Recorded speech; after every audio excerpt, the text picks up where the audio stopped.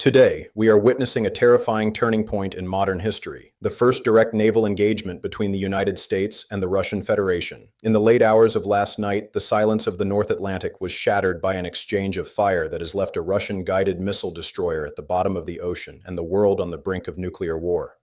The incident occurred near the GI-UK Gap, a strategic choke point between Greenland, Iceland, and the United Kingdom. According to leaked naval reports, the USS Gerald R. Ford carrier strike group was shadowed by the Russian Udaloy-class destroyer, the Admiral Kulakov. After repeated warnings to clear the American operational zone were ignored, the situation turned lethal. Naval intelligence suggests the Russian vessel initiated an active radar lock on an American F-35, a move interpreted by the U.S. commander as an immediate hostile act. Under the rules of engagement for self-defense, the American destroyer USS Arleigh Burke launched a dual salvo of LRASM long-range anti-ship missiles. The Russian vessel's point defense systems were reportedly overwhelmed by the stealth profile of the missiles. The first impact struck the Admiral Kulakov's midship, detonating its internal magazine. A massive fireball consumed the ship, and satellite thermal imaging confirms the vessel sank in less than 20 minutes.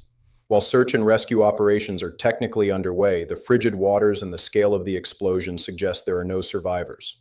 The reaction from the Kremlin has been one of pure, unadulterated fury. President Vladimir Putin has placed Russia's entire nuclear triad on special combat readiness. In a midnight broadcast from an undisclosed bunker, Putin declared the sinking an unprovoked act of aggression and a direct declaration of war by the United States.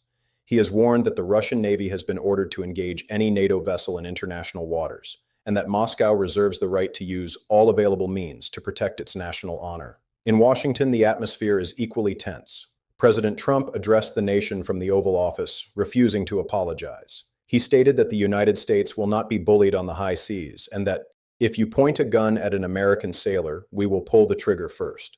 However, behind the scenes, the Pentagon is reportedly in a state of high-level panic, with the red phone between Washington and Moscow ringing unanswered for hours. NATO allies have gone into an emergency lockdown. France and the UK have scrambled their own naval fleets to the North Sea, fearing a Russian retaliatory strike on undersea internet cables or energy pipelines. The global markets have responded with a historic crash as oil prices surge toward record highs. We are no longer talking about a proxy war in Ukraine. We are looking at the potential for World War III. The red line has not just been crossed, it has been erased.